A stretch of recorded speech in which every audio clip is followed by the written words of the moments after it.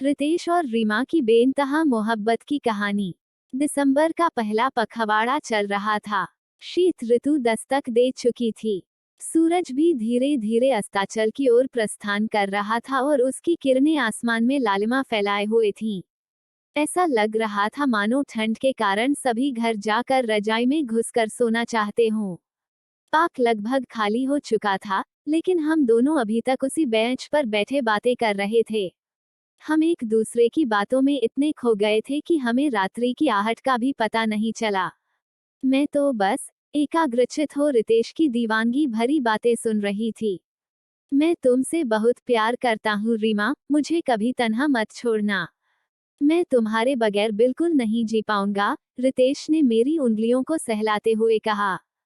कैसी बातें कर रहे हो रितेश, मैं तो हमेशा तुम्हारी बाहों में ही रहूंगी। जीऊंगी भी तुम्हारी बाहों में और मरूंगी भी तुम्हारी ही गोद में सिर रख कर। मेरी बातें सुनते ही रितेश बौखला गया। यह कैसा प्यार है रीमा?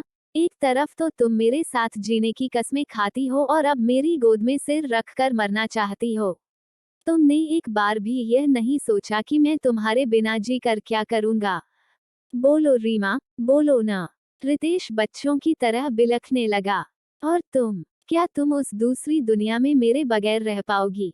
जानती हो रीमा, अगर मैं तुम्हारी जगह होता तो क्या कहता? रितेश ने आंसू पोंछते हुए कहा। यदि तुम इस दुनिया से पहले चली जाओगी तो मैं तुम्हारे पास आने में बिल्कुल भी देर नहीं करूंगा, और यदि मैं पहले चला गया तो फिर तुम्हें अपने पास बुलाने में देर नहीं करूंगा, क्योंकि मैं तुम्हारे बिना कहीं भी नहीं रह सकता।